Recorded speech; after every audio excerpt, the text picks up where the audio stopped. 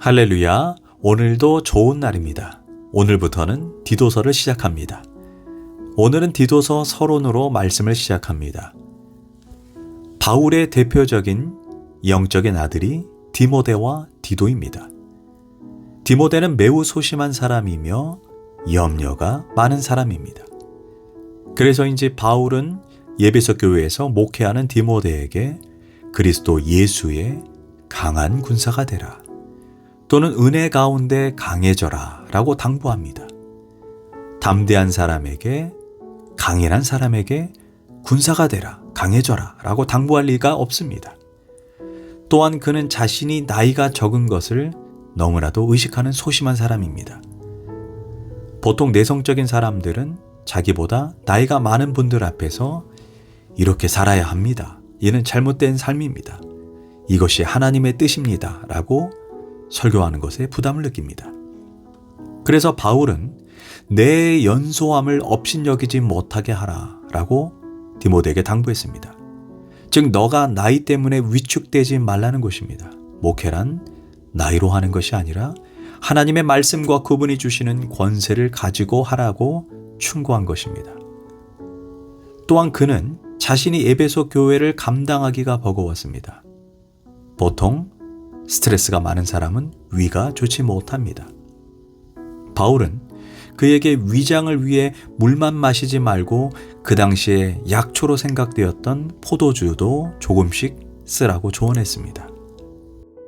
심지어 그의 소심한 성격을 아는 바울은 고린도 교회에 디모데를 잠시 파견할 때도 도리어 성도들에게 디모데를 조심스럽게 대해달라고 부탁합니다. 고린도전서 16장 10절, 디모데가 이르거든 조심스럽게 행동하여 그로 두려움이 없게 하라 라고 당부했습니다.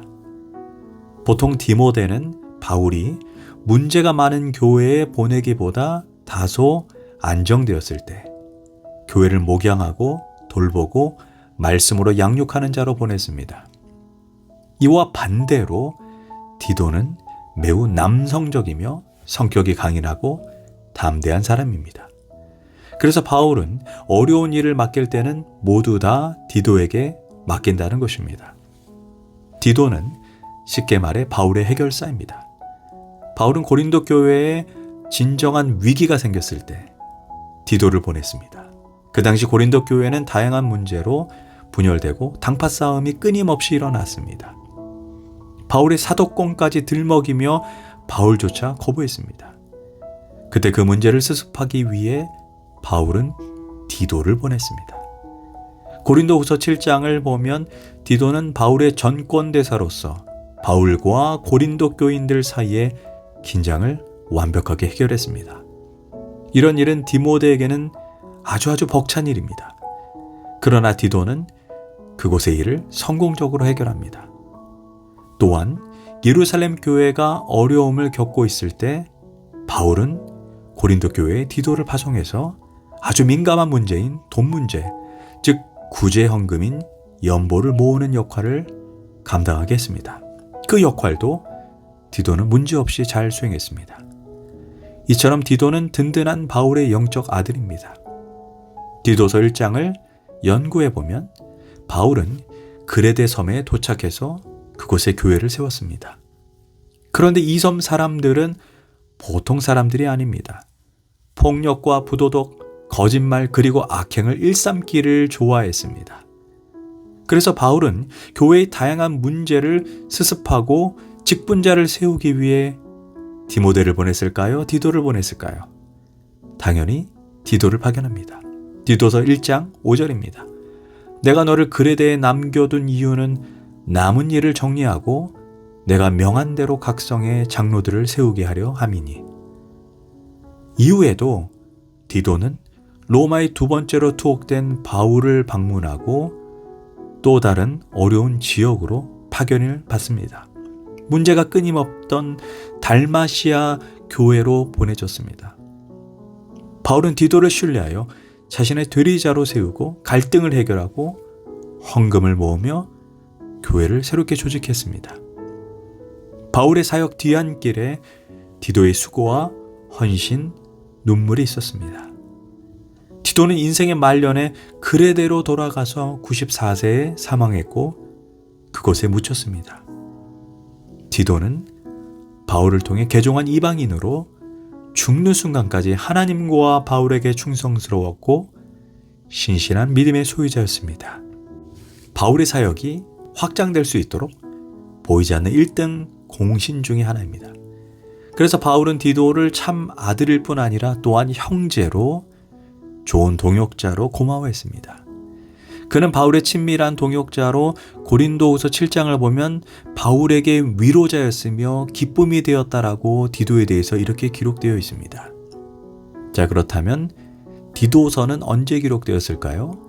디도서는 바울이 주 62년경에 니고볼리라고 하는 곳에서 기록했습니다. 디도서의 핵심 메시지는 크게 세 가지입니다. 첫째, 올바른 지도자를 세우는 일입니다. 디도서 1장 5절입니다. 내가 너를 그레데에 남겨둔 이유는 남은 일을 정리하고 내가 명한 대로 각성의 장로들을 세우게 하려 함이니. 교회가 올바르게 세워지기 위해서 가장 중요한 것은 행정과 조직이 아닙니다. 먼저 하나님의 사람을 지도자로 세우는 것입니다. 성도들은 두 종류의 사람들을 모델로 삼을 수 있습니다. 목사를 모델로 할 수 있고 또한 평신도 지도자로 부름받은 대표격인 장로님과 권사님을 모델로 할 수 있습니다. 그들을 보면서 나도 저렇게 하나님을 섬기고 성도들을 섬겨야겠구나. 믿는 자들의 가정생활은 어떠해야 하는가, 이런 것들을 배우게 되는 것입니다. 그래서 지도자 위치에 있는 사람들은 스스로에게 항시 질문해야 합니다.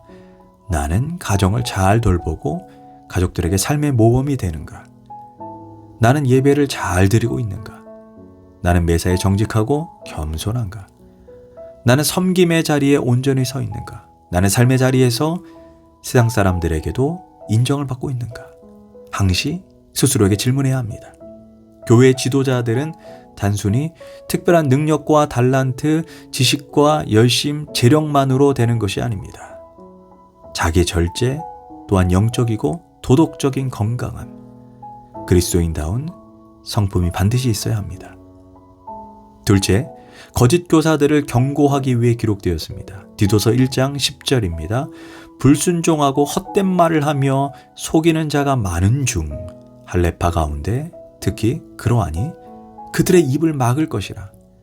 당시 그레데에는 수많은 유대인들이 살았습니다. 디아스포라 유대인입니다.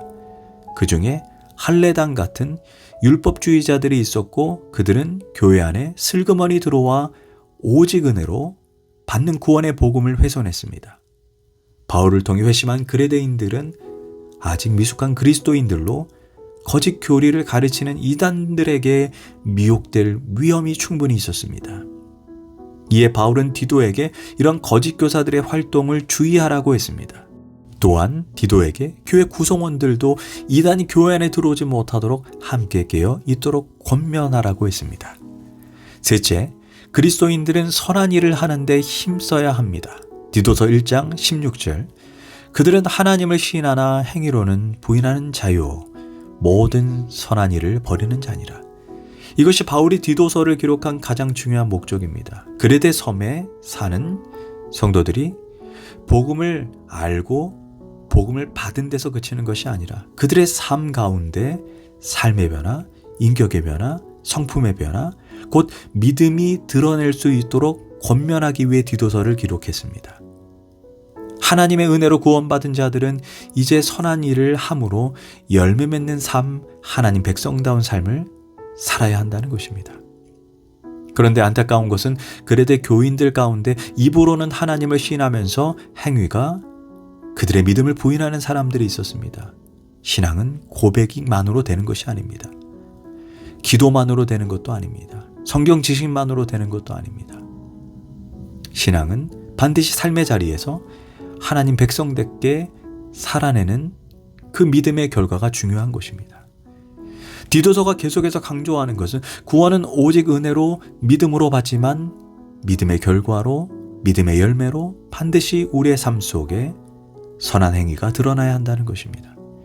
그래서 선한 삶을 살라고 디도서에서 무려 5번이나 강조합니다. 디도서 2장 7절, 디도서 2장 14절, 디도서 3장 1절, 디도서 3장 8절, 디도서 3장 18절입니다. 은혜로 구원받은 사람은 반드시 삶 속에서 선한 일에 자신의 삶을 드리고 삶의 실천을 통해 선한 열매를 맺어야 한다는 것을 반복해서 강조했습니다. 오늘 이 시간 나는 그리스도인으로 나를 통해 교회와 이웃, 내가 속한 공동체, 직장에서 선한 삶의 열매를 맺고 있는지 이 시간 돌아봐야 할 것입니다. 기도하겠습니다. 하나님, 우리도 디도처럼 교회와 목회자에게 믿음직스럽고 충성스러운 신앙인이 되게 하소서. 우리의 믿음과 신앙이 말뿐 아니라 삶으로, 인격으로, 열매로, 순종으로, 충성으로 드러나게 하소서. 예수님의 이름으로 기도합니다. 아멘.